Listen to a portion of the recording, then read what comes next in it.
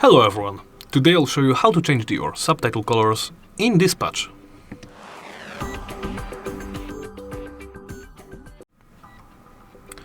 To change the subtitle color, first open the Settings menu. From there, make sure you're in the General tab and scroll down to the Subtitles section and to the subtitle color setting. As you can see, by the default it is set to per character.